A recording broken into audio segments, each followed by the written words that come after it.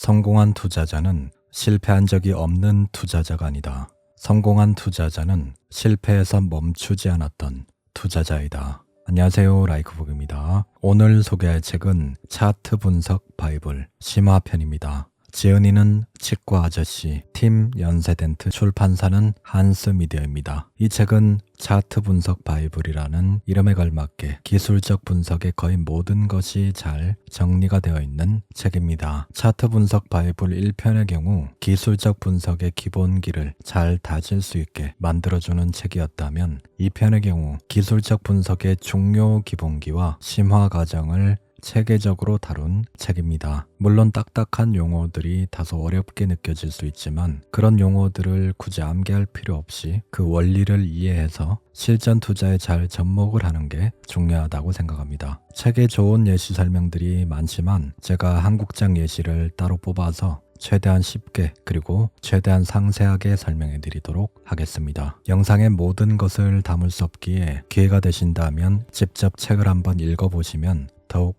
도움이 될 것이라 생각합니다. 그냥 틀어놓으시고 편안하게 들으시면 됩니다. 이 영상이 여러분에게 많은 도움이 되길 바랍니다. 매매 성공 방정식.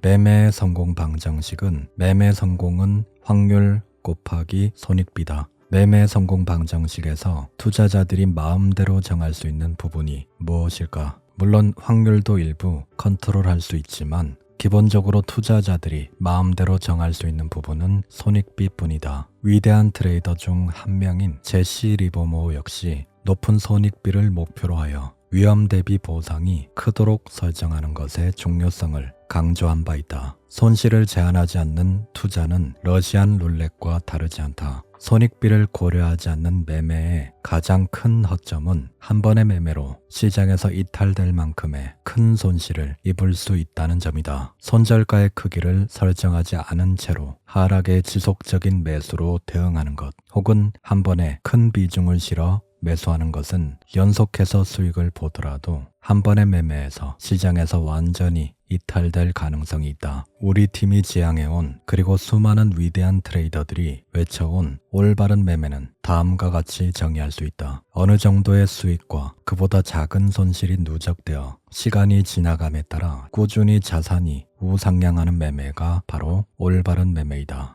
이러한 매매를 이어가는 투자자들은 시장에서 이탈되지 않으며 한 번의 매매 손실이나 단기간의 시장 하락세에 일희일비하지 않게 된다. 트레이딩 가이드라인, 거래에 진입. 기본적으로 처음부터 모든 물량을 100% 진입하는 것은 권장하지 않는다. 하지만 계획을 세우지 않은 채로 가격의 움직임에 따라서만 진입할 경우 결국 떨어질 때 물타기, 오를 때 불타기를 하는 초보적인 투자에 그칠 수밖에 없다. 즉, 가장 권장되는 진입은 구간을 설정하고 분할 매수를 진행하되 평단가를 형성하고자 하는 주 매수 구간을 설정하는 것이다. 먼저 주 매수 구간의 상단에서는 주로 소액의 정찰병의 개념으로 매수를 하며 주 매수 구간으로 설정된 주요 지지 구간 근처에서 비중을 실어 평단가를 형성하는 것이 좋다. 분봉의 예시와 일봉 예시를 보도록 하겠습니다. 먼저 휴림로봇 분봉입니다. 휴림로봇은 이 구간 그리고 돌파 구간, 이런 구간에서 스마트머니의 세력들의 돈이 들어갔죠. 한눈에 봐도 추세가 우상향입니다. 스마트머니의 유입, 추세 우상향을 확인했다면 진입 시점을 정해야 되는데 괜찮은 타점이 돌파 후에 지지가 되는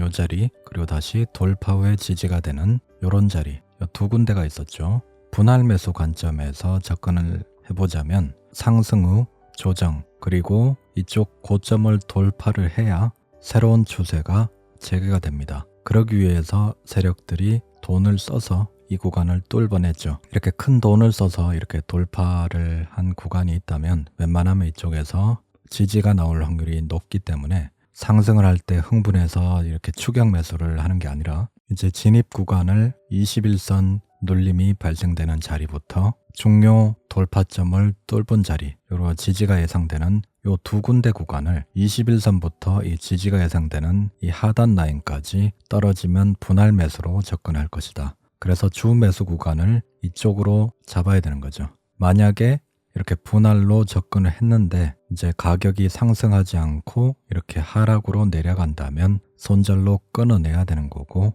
이 위로 올라간다면 데이 트레이딩 같은 경우에 슈팅이 나올 때 거래량 터지면서 윗골이 나올 때 팔고 나와야 되겠죠. 이렇게 분할로 사모아갈 수 있는 비중을 때릴 수 있는 구간을 설정하는 게 중요합니다. 종료 이평선의 지지가 예상되는 자리, 그리고 아까 말했던 종료 라인 돌파했던, 돈 써서 돌파했던 이런 자리, 지지가 나오는 자리, 그럼 여기서부터 여기까지 떨어지면 내가 매수를 할 것이다. 미리 매매 시나리오를 짜두는 거죠. 그래서 이쪽 구간에서 비중을 모아서 슈팅이 나올 때 팔고 나오는 방법을 사용하면 훨씬 안정적으로 수익을 낼 수 있는 거죠. 이렇게 급등할 때 추격 매수로 따라붙으면 이렇게 조정이 나올 때 다 그냥 털리게 됩니다. 그래서 이런 거는 보내주고, 어차피 상승 후에 조정이 나올 수밖에 없습니다. 항상 조정 구간을 기다리든지 아니면 정확한 돌파 타점에 타든지 둘 중에 하나 해야 되는 거죠.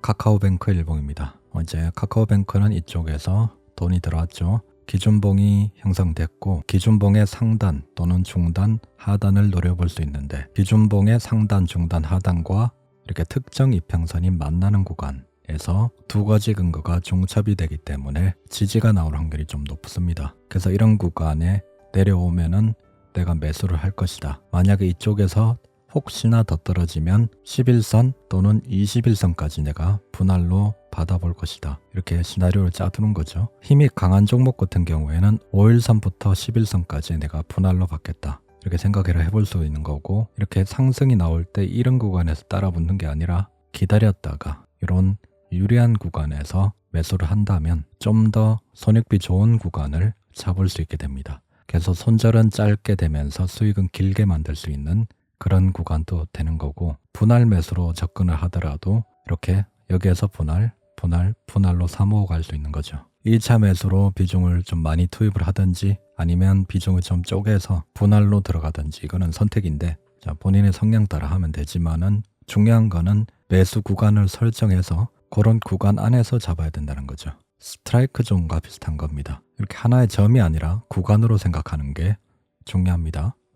다음은 진입 물량에 대한 이야기이다. 진입 비중은 아래 법칙에 따라 리스크를 조절하는 방식으로 투자하는 것이 가장 좋다. 아래 법칙은 단일 거래에서 부담하는 리스크의 비율을 R로 나타내는 것으로 1R의 리스크를 감당하는 투자의 경우 단일 거래에서의 손실을 원금의 1%로 제한하는 투자를 의미한다. 통상적으로 한 거래당 1에서 2R 리스크, 손절이 나가더라도 총 자산의 1%에서 2% 정도의 손실에서 제한되도록 해야 한다. 이거는 2% 룰로 많이 유명하죠. 한 거래당 총 자산의 2% 안에서 손실을 제한하도록 비중을 조절하고 리스크 관리하는 방법입니다. 거래의 안전벨트, 자동차의 안전벨트는 피치 못할 자동차 사고 시 탑승객의 부상을 최소화하는 역할을 한다. 투자에 있어서는 손절가의 설정이 바로 안전벨트의 역할을 한다고 볼 수 있다. 요즘 자동차들이 안전벨트를 매지 않고 출발하면 지속적으로 경고음을 보내듯 투자에 있어서도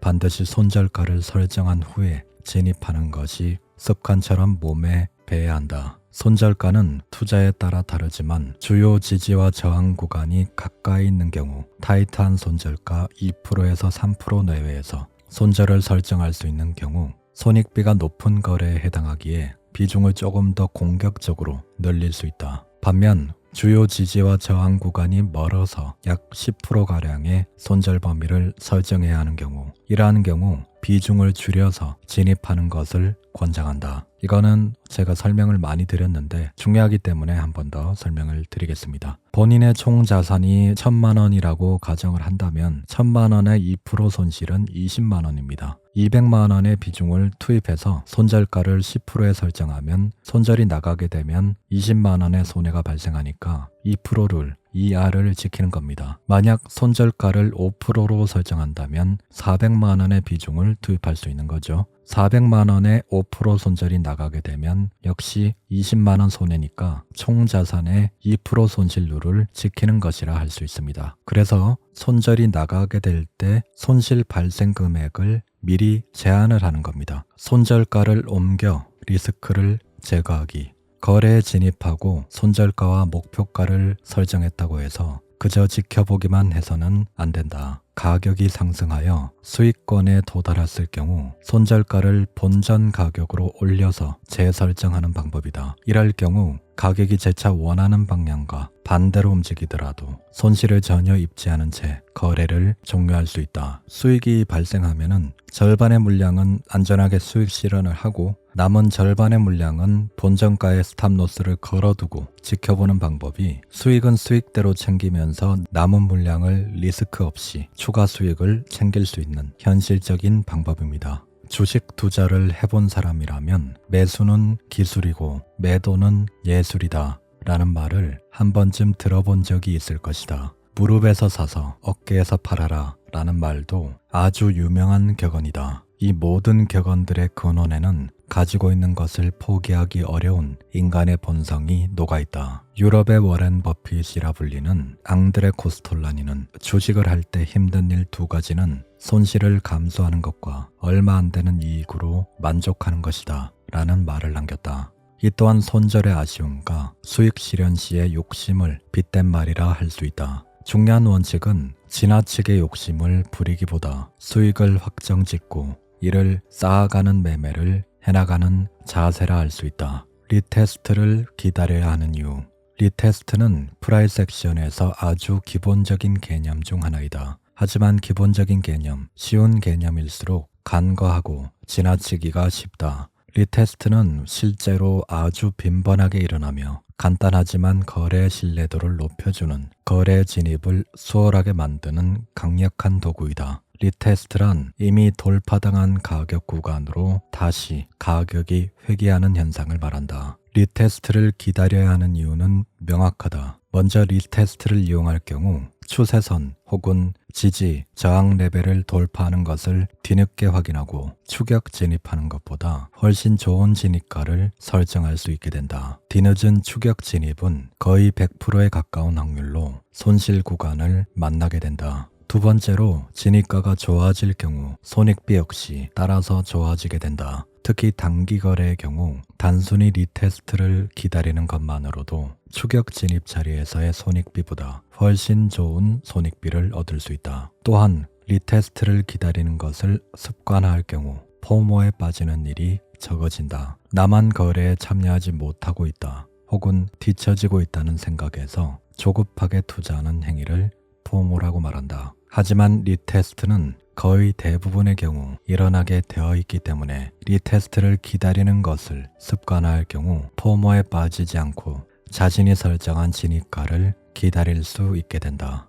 이거는 코오롱일봉입니다. 상승 추세 후에 이렇게 기간 조정 횡보를 했다가 요 구간을 돌파하는 돌파봉이 나왔습니다. 그래서 돌파가 나올 때 이런 상단에 따라 붙는 게 아니라 돌파 후에 지지가 되는 이런 자리를 노려야 된다는 거죠. 휴림로봇 분봉 같은 경우에는 아까 보셨다시피 여기에서 돌파 후에 지지, 리테스트 기다렸다가 이쪽에서 매수, 그리고 이쪽에서 돌파 후에 지지, 그리고 돌파 후에 지지, 그래서 추격 매수를 하기보다 이렇게 돌파 후에 지지가 되는 구간, 돌파 후에 지지가 되는 구간을 기다려서 매수를 하는 게 손익비 좋은 매매 그리고 확률 높은 매매를 할 수 있는 겁니다. 거짓 돌파. 거짓 돌파는 필연적으로 주요 지지 저항 구간에서 나타난다. 거짓 돌파가 나타나는 이유는 크게 두 가지로 볼 수 있다. 첫 번째는 세력들이 시장을 움직이기 위해서는 주요 가격 구간에서 유동성을 확보해야 한다는 것이다. 주요 지지, 저항 구간이나 거래가 집중된 매물대는 많은 양의 주문이 몰려있기 때문에 가격이 쉽게 정체되는 곳 중 하나다. 예를 들어 세력이 가격을 끌어올리고 싶다면 급락이 나오는 것처럼 유도하여 많은 양의 주문을 청산시키고 보다 저렴한 가격에 물량을 확보하는 것도 한 가지 방법이 될 수 있다. 이러한 움직임은 주요 구간을 일시적으로 돌파, 이탈하는 긴 꼬리를 지닌 캔들의 형태로 나타나곤 하며 대표적인 거짓 돌파의 예시라 볼 수 있다. 두 번째, 거짓 돌파가 나타나는 이유는 바로 세력의 시험대라고 볼 수 있다. 즉,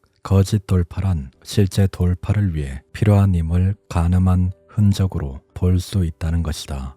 이거는 카카오페이 일봉입니다. 이쪽에서 121선을 깨는 하락 돌파가 나왔습니다. 하락 거짓 돌파죠. 이쪽에서 깼다가 아래 꼬리 달고 쭉 들어올렸죠. 이쪽에서 거래량이 터진 모습을 확인할 수 있습니다. 개미들이 이런 구간에서 이렇게 쭉 매수를 했을까요? 이런 구간에서 이렇게 아래 꼬리를 달고 위로 들어올리는 것은 세력만이 할 수 있는 그런 흔적입니다. 이렇게 세력의 흔적을 본 거죠. 그래서 이런 구간에 세력의 흔적을 발견해서 눈치 빠른 개미들이 올라탔을 수 있기 때문에 이쪽에서 한 번 더 하락을 해서 털어냅니다. 내 생각이 잘못됐구나 생각이 들게끔 한 번 더 털어내고 이쪽에서 양봉으로 들어올려 버립니다. 일부러 121선을 하락 돌파해서 깨서 손절 물량을 받아내고 한 번 더 털어내고 들어올렸죠. 그랬다가 상승, 조정, 상승으로 슈팅이 나왔죠. 슈팅이 나오기 전에 이런 개미 털기가 반드시 발생이 되는 거죠. 보통은 121선이 이탈되면 손절이 나가게 마련이고 그리고 여기에서 한 번 더 이렇게 털어냈기 때문에 손절이 많이 발생했겠죠. 그리고 들어올렸다가 조정, 이쪽에서 거래량이 거의 없죠. 매도 물량 말라붙었고 이제 이쪽의 고점을 돌파하면서 이렇게 들어올려 버리죠. 이런 게 바로 세력들의 작업이고 흔적들인데 이런 건 잘 보고 있어야 됩니다. 이런 거를 미리 보고 있어야 이렇게 유리한 구간에 들어갈 수 있는 겁니다. 그리고 이거는 거짓 돌파의 일반적인 경우죠. 전고점을 돌파하면서 달나라까지 가는 그런 움직임을 보였다가 쭉 빼버리죠. 거래량이 발생한 장대 피레침 운봉이죠. 가장 안 좋은 그런 패턴인 거죠. 여기에서 대부분의 개미들이 이쪽에서 고점 돌파할 때 흥분해서 따라 들어갔다가 손절도 하지 못하고 이렇게 물려버리다가 다시 올려주겠지 생각하다가 끝도 없이 떨어지면은 이렇게 하락 구간에서 결국 버티지 못하고 손절이 나가게 되는 겁니다. 세력들은 이런 구간에서 거짓 돌파로 자기들 물량을 개미들에게 넘기고 수익을 실현하고 나와버리고 이렇게 하락이 나오면 개미들은 저절로 버티지 못하고 손절하게 되면 이 아래 구간에서 다시 매집을 해서 들어올립니다. 이게 바로 반복된 패턴이죠. 그리고 이거는 대성에너지 일봉인데 이렇게 거짓 돌파가 나오는 경우는 일부러 이렇게 한번 들어올려서 매물 테스트, 돌파가 나오기 전에 이런 테스트를 하는 경향이 있습니다. 거짓 돌파를 할 때 이런 테스트도 하는 거죠. 쭉 들어올려서 시험을 해보고 나중에 돌파가 나오죠. 저점 매수의 비밀. 가격의 급하락은 시장에서 굉장히 빈번하게 발생하는 일이다. 이러한 가격의 급하락은 누군가에게는 공포심에 투매를 유도하지만 누군가에게는 사고자 했던 종목을 매집하는 기회로 받아들여질 수 있다. 공포에 사서 탐욕에 팔아라. 투자의 원칙이 쌀 때 사서 비쌀 때 파는 것임을 감안한다면 그리고 투자란 내가 돈을 벌려면 누군가 돈을 잃어야 하는 제로섬 게임임을 생각해 본다면 남들이 곡소리를 낼 때가 누군가에게는 기회가 될 수 있음을 부정할 수 없다. 그렇다면 가격의 급하락은 누가 만들어내는 것일까? 두말할 필요도 없이 스마트 머니로 대변되는 세력들이다. 절대 개인의 힘으로 급하락을 만들어낼 수 없다. 세력들은 왜 가격의 급하락을 만들어내게 될까? 가장 큰 이유는 세력의 물량 확보이다. 세력들이 물량을 많이 가지고 있어야 가격을 입맛에 맞게 조절하기가 쉬워진다. 즉, 세력들은 한정된 물량을 더 확보하기 위해 소위 개미라 불리는 개인 투자자들의 보유량을 털어내야 할 필요가 있고 가격 하락을 통해 투매를 유도하게 된다. 세력이 급락을 만들어내는 이유는 그 이후 도미노가 넘어지듯 쉽게 가격이 내려가기 마련이다. 특히 시장이 과열된 상황에선 더더욱 그렇다. 어떤 명분이 있으면 세력들은 가격 하락을 의도적으로 하는 경향이 있다. 급락에서 매수하는 방법. 급락을 이용하여 매수 포지션을 취하기 위한 4단계의 접근에 대해 알아보자. 1. 긴 시간 동안 잘 구축된 상승 추세를 관찰한다. 성공적인 투자를 지속해 나가기 위해서는 항상 긴 흐름에서의 추세를 잘 살필 줄 알아야 한다. 추세가 길게 유지될수록 신뢰도 역시 높아지게 된다. 상승 채널 혹은 상승 추세선, 장기 이평선의 우상향, 이평선의 정배열 등의 근거를 살핀다. 2. 주요 지지 레벨을 미리 알아둔다. 주요 지지 구간을 미리 알아두는 것은 급락 시 매수에서 매우 중요한 과정이다. 특정 추세선이나 채널의 하단, 이평선의 지지, 전 저점 자리 등 미리 설정해둔 지지 구간이 있다면 이러한 지지 구간에서 지지가 나타났을 때 매수를 하기 쉬워진다. 3. 상승 시에 나타나는 프라이스 액션이 재개되기를 기다린다. 하락에서 매수하기 위해서는 일말의 상승 신호라도 찾아내는 것이 중요하다. 가장 쉬운 방법은 저점의 높이 변화, 높아지는 저점이 연속해서 2번 이상 나타날 때 진입하는 것이 좋다. 이렇게 높아지는 저점의 형성은 매수세가 유입되었으며 매도세보다 매수세가 강해지고 있음을 의미하게 된다.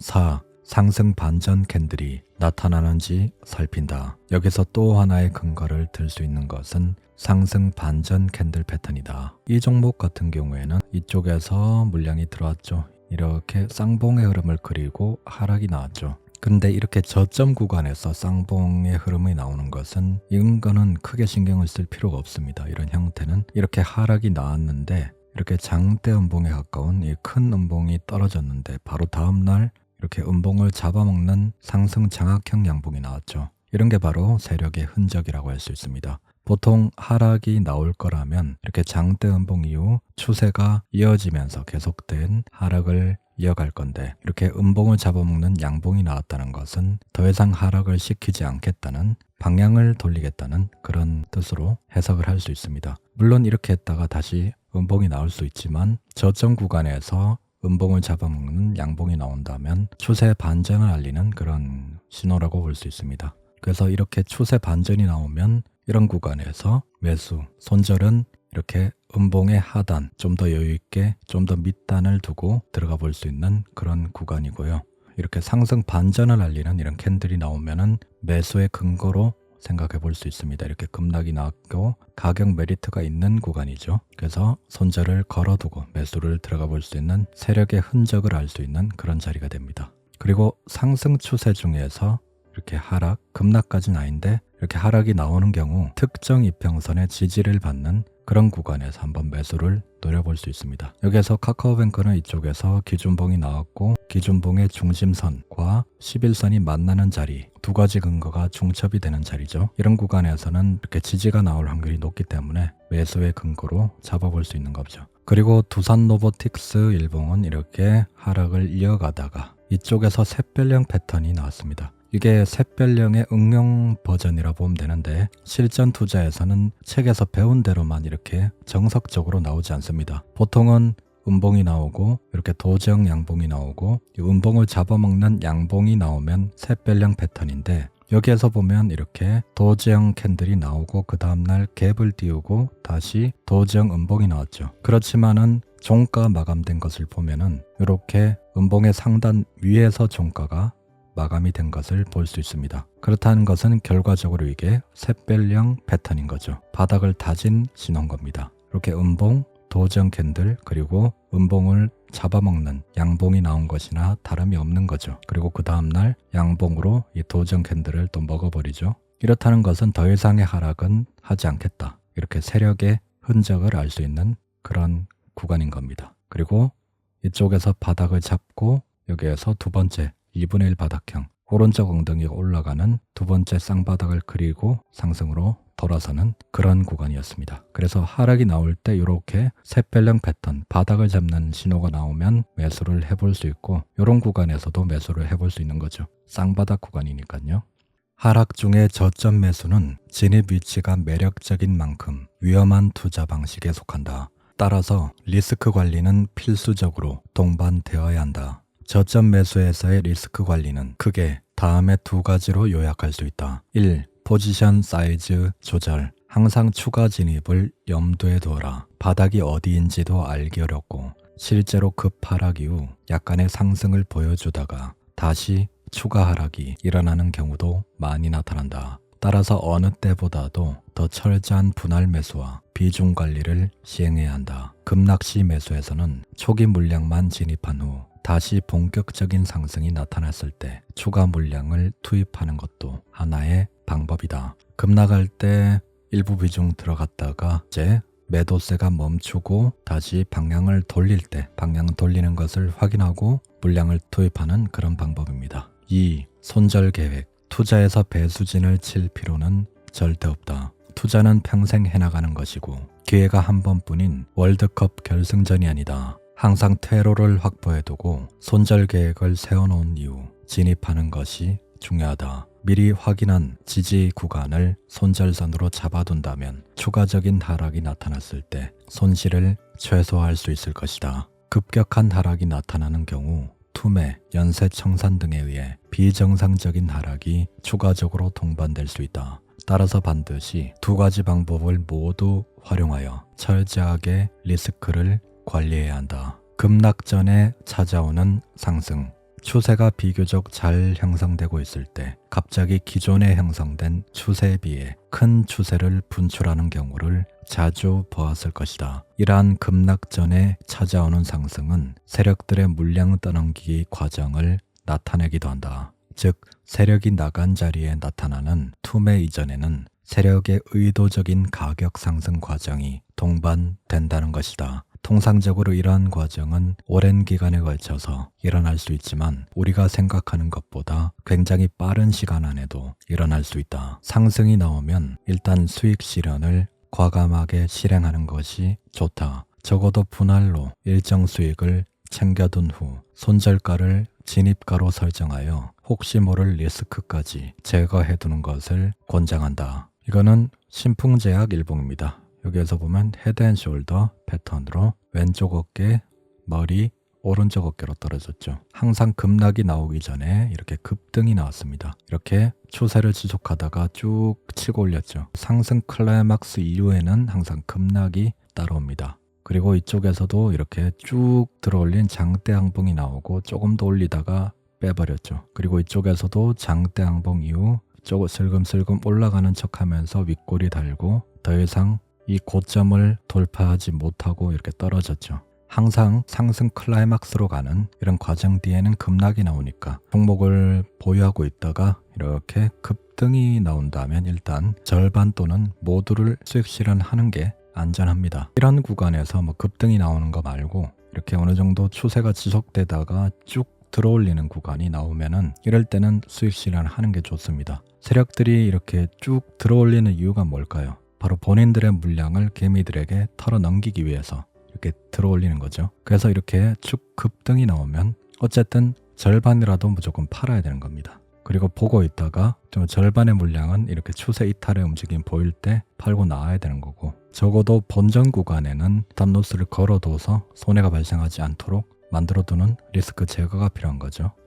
시장의 수축과 팽창, 특정 종목에 대한 시장 참여자들의 관심이 떨어지면 가격은 비교적 좁은 범위 내에서 움직이는 수축 현상을 보인다. 가격이 좁은 범위를 움직인다는 것은 매수 세력과 매도 세력 간의 힘겨루기가 이루어지고 있다고 생각할 수 있으며, 관심도가 크지 않기에 어느 한쪽도 확실한 추세를 보이지 못하고 있다고 볼 수 있다. 하지만 머지않아 특정 종목에 대한 관심과 이에 따른 수요, 공급의 변화가 나타남에 따라 특정 세력의 우위가 판가름 나게 된다. 이때 매수와 매도 세력 중 보다 우세한 세력이 시장을 유리하게 이끄는 팽창의 시기를 보이며 시장은 특정 방향으로 추세를 나타나게 된다. 시장은 이러한 수축과 팽창을 끊임없이 반복하며 움직이게 된다. 시장의 수축, 추세 약화, 시장의 팽창, 폭발적 추세, 즉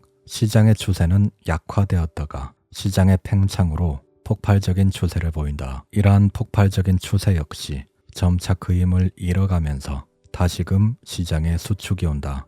코오롱 일봉입니다. 이쪽에서 상승이 나왔기 때문에 큰 변동성이 나왔습니다. 이렇게 큰 변동성이 나온다는 것은 이 종목에 대한 시장의 관심도가 높다는 겁니다. 이쪽에서 상승, 이거보다 좀 줄어든 변동성이 나왔습니다. 그리고 상승, 줄어든 변동성이 나왔습니다. 오른쪽으로 갈수록 변동성이 축소되죠. 변동성이 축소되고 거래량이 말라붙는다는 것은 이 종목에 대한 시장의 관심도가 많이 줄어들었다는 겁니다. 그래서 개미들은 나갈 사람들은 거의 다 나갔고 이렇게 거래량도 말라붙었기 때문에 이러는 동안에 다른 종목들, 화려한 종목들이 많이 나오기 때문에 그쪽으로 눈길이 가게 마련입니다. 그래서 이런 종목들은 점점 생각에서 잊혀지게 되고, 그러면 그런 구간에서 이렇게 수축이 나오고 다시 팽창이 되는 그런 원리입니다. 개미들이 많이 있을 때는 이렇게 큰 변동성을 보이죠. 이렇게 털어내고 이쪽에서 다시 수축과 팽창을 이어갑니다. 이제 팽창을 이어가면 다시 또 수축이 나오겠죠. 이 과정을 계속 반복하는 겁니다. 시장은 터틀 수프 전략. 세력들은 주요 고점 저점에서의 거짓 돌파 형태로 트레이더를 함정에 빠뜨리곤 하지만 오히려 이러한 세력의 움직임을 역이용하는 전략을 터틀 수프 전략이란다. 사실 기술적 분석 영역에 있어 터틀 수프로 불리는 전략은 이미 존재했다. 바로 리처드 데니스와 윌리엄 에크하르트의 일종의 내기에서 비롯된 전략이 바로 그것이다. 데니스는 1980년대 초 활동한 인물로 5,000달러의 자본금으로 시작하여 트레이딩을 통해 1억 달러 이상으로 키워낸 전설적인 트레이더였다. 그의 파트너인 에크하르트는 이를 데니스의 재능 덕분이라 주장하였지만 데니스는 누구나 트레이딩 교육을 통해 훌륭한 트레이더가 될 수 있다고 생각하였다. 그리고 1983년 이를 직접 실험하는 과정에서 모집한 교육생들을 터틀, 거북이라 부르기 시작했다. 이러한 터틀들의 전략 중 하나가 터틀 수프였다. 터틀 수프 전략은 거짓 돌파를 가정하고 이전 저점 하방에서 현물 매수 또는 롱 포지션을 취하고 이전 고점 상방에서 가진 현물을 매도하거나 숏 포지션을 취하는 전략이다. 만약 돌파되었음에도 불구하고 차트가 다시 기존의 추세를 이어나간다면 이는 거짓 돌파라 할 수 있으며 세력의 함정 중 가장 흔한 형태이기도 하다. 이러한 거짓 돌파를 다양한 프라이스 액션 개념에 기반하에 새로운 트레이딩의 기회로 삼는 것이 터틀 수프의 목적이라 할 수 있다. 제주 반도체 일봉입니다. 여기에서 상승, 하락이 나왔죠. 이쪽에서 세력의 스마트 머니의 유입을 확인했고 하락이 나왔는데 보통은 21선 이탈할 때 많이 매도를 하고요. 그리고 좀 강세 보유자 같은 경우에는 121선 이탈 시에 많이 매도를 합니다. 그래서 이쪽에서 21선 이탈 시에 매도 손절이 나갔을 것이고 그리고 이쪽에서 다시 121선 이탈 시에 강성 홀더들이 매도가 되었을 겁니다. 그래서 이렇게 121선까지 이탈이 되었는데 바로 이렇게 들어올렸죠. 들어올렸는데 21선 저항 맞고 내려갔는데 다시 121선 위로 올렸습니다. 이런다는 것은 이 121선 하향 돌파가 거짓 돌파라는 겁니다. 보통 이게 진짜 돌파 같으면 121선 이탈 시에 이렇게 121선 저항을 맞고 끝도 없이 내려가는 경우가 있는데 이거는 진짜 돌파가 아니라 거짓 돌파인 거죠. 이렇게 다시 들어올리고 하락을 하지 않으려는 그런 움직임을 보입니다. 이런 게 바로 세력들의 심리인 거죠. 이렇게 들어올려서 기간 조정하면서 이렇게 물량 흡수하고 다시 들어올립니다. 이렇게 올릴 마음이 없으면은 이렇게 내려갈 때 계속 이렇게 내리지 이렇게 들어올리지 않습니다. 이렇게 들어올린다는 것은 다시 슈팅을 하겠다는 그런 세력의 숨은 의도가 깔려 있는 거죠. 121선을 거짓 돌파해서 다시 들어올리는 이런 모습입니다. 이런 구간에 매수로 대응할 수 있는 게 바로 터틀 수프라고도 할 수 있는 거죠. 이거는 카카오페이 일봉입니다. 여기에서도 121선을 깼다가 아래 꼬리 달고 쭉 들어올렸죠. 이쪽에서 거래량이 터진 모습을 보입니다. 누군가는 이쪽에서 많은 물량을 매집했다는 겁니다. 누군가는 세력일 것이고 이쪽에서 많이 털린 사람들은 개인 투자자들의 물량일 겁니다. 그래서 한번 쭉 매집을 하고 이쪽에서 눈치 빠른 개인 투자자들을 다시 털어내기 위해서 한 번 더 이렇게 121선을 이탈합니다. 그랬다가 다시 양봉으로 들어올리죠. 그리고 상승, 조정, 상승으로 가는데 이 조정 구간에서 거래량이 많이 발생되지 않죠. 확인하고 이쪽 고점을 돌파하면서 쭉 들어올려 버립니다. 이런 거, 이런 부분, 이런 부분, 이런 부분 통해서 세력들의 흔적과 의도를 파악할 수 있는 겁니다. 그리고 이거는 서울 옥션 일봉입니다. 이쪽에서 상승, 조정이 나왔는데 21선 깼다가 얼마 뒤에 이렇게 슬쩍 들어올리죠. 거래량이 많이 발생하지 않았습니다. 이렇게 하락했는데 이쪽에서 거래량이 많이 말라붙었죠. 더 이상의 매도 물량이 나오지 않는 거죠. 그리고 이렇게 슬쩍 21선 위로 들어올립니다. 그리고 상승이 나왔죠. 이것도 21선이 거짓 돌파라고 봐야 되는 거죠. 얼마 되지 않아서 다시 들어올렸기 때문에 21선 거짓 돌파로 손절하고 다시 들어올리는 모습. 이럴 때 매수로 접근하는 방법입니다. 그래서 세력들의 거짓 돌파를 확인하는 것을 이렇게 깼다가 들어올리는 거, 이렇게 깼다가 들어올리는 거, 다시 깼다가 들어올리는 거, 특정 이평선을 깼다 들어올리는 거, 아니면 주요 지지 라인을 일부러 깼다가 들어올리는 거, 아니면은 돌파하는 척 하다가 빼버리는 거, 이런 게 바로 다 거짓 돌파고, 이제 터틀스 같은 경우에는 이렇게 상방 거짓 돌파가 나오면 돌파하는 척 하다가 이렇게 빼버리면 이때 숏 포지션을 잡는 게 바로 그것도 하나의 전략이겠죠. 세력에 대한 이해. 사실상 모든 차트 움직임의 기저에는 세력의 의도가 담겨 있다. 따라서 대부분의 기술적 분석 이론은 이러한 세력의 의도 및 움직임을 이해하는 과정에서 생겨난 패턴과 모델이라 할 수 있다. 세력은 개인 투자자들의 반대되는 시장 참여자를 말한다. 즉, 많은 돈을 보유하고 큰 금액의 매수 매도 주문을 진행함으로써 가격 변동을 만들어내고 시장을 이끌어 나갈 수 있는 존재들을 의미한다. 이러한 세력들의 흔적은 각 차트에서 나타나는 평균적인 거래량에 비해 상대적으로 강한 거래량이 발생할 시 이를 세력에 의한 움직임으로 볼 수 있다. 여기에서 가장 중요한 사실 하나를 기억하고 갈 필요가 있다. 세력은 개미들과 함께 가길 원하지 않는다. 모든 세력의 움직임은 세력이 개미들과 함께 가길 원하지 않는다 라는 사실을 기반으로 하고 있다. 그렇다면 왜 세력은 개미들과 함께 가길 원하지 않는 것일까? 물론 가장 큰 이유는 경제적 이유, 즉 수익 때문이다. 물론 세력의 수익은 진입가나 매도가에 의해 결정되는 것이기 때문에 개미들에게 수익을 조금 나눠준다고 해서 세력이 얻는 수익이 크게 변하는 것은 아니다. 따라서 단순히 큰 수익을 얻기 위해서가 아니라 개미들로 인한 잠재적 손해를 방지하기 위한 것임을 이해해야 한다. 이러한 손해는 경제적, 시간적 손해를 모두 포함한 개념이다. 세력의 차트 운전, 핸들링. 세력이 개미들과 함께 가길 원하지 않는 가장 큰 이유는 바로 핸들링 때문이다. 기본적으로 세력은 가격을 움직일 수 있는 큰 돈을 움직이는 주체이지만 개미들이 많이 붙게 되면 아무리 세력이라도 불필요한 손해를 보게 된다. 세력은 가격을 상승시킬 수 있는 힘을 가지고 있지만 개미 투자자들이 많이 붙어 있는 상태라면 가격 상승 과정에서 계속해서 수익 실현을 하면서 빠져나가는 개미 투자자들이 생기게 된다.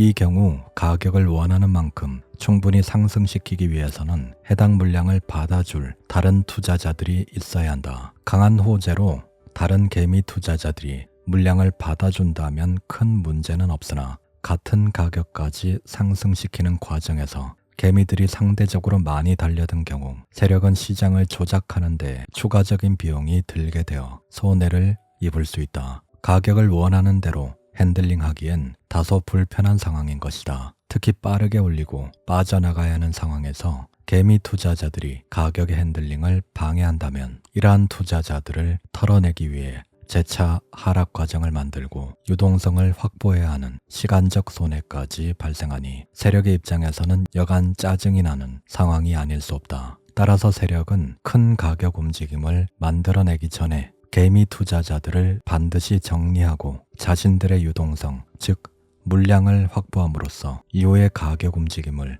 핸들링하기 편한 상태로 만들어 놓게 되는 것이다. 이처럼 개미 투자자들을 정리하고 물량을 확보하는 과정이 세력들의 유동성의 해소, 유동성의 확보와 관련한 개념에 해당한다. 모든 세력의 움직임은 세력이 개미들과 함께 가길 원하지 않는다 라는 사실을 기반으로 하고 있다는 말은 정말 중요한 말입니다. 세력의 입장에서는 개미들이 잔뜩 탄 종목을 절대 쉽게 올려주지 않습니다. 그래서 어떻게든 개미들을 털어내기 위한 폭락 또는 급락이 필연적으로 나올 수밖에 없습니다. 우리는 그런 세력들의 심리를 읽고 활용할 수 있어야 합니다. 그래서 세력들이 개미들을 털어낸 흔적을 찾아서 그런 종목을 선정하고 매수한다면 상대적으로 유리한 입장에서 매매를 할 수 있습니다. 예를 들어서 변동성 축소와 거래량 감소는 속된 말로 개미들을 피말리게 해서 털어낸 종목에 해당합니다. 그리고 상승 추세 중에서 급락이 나오는 종목도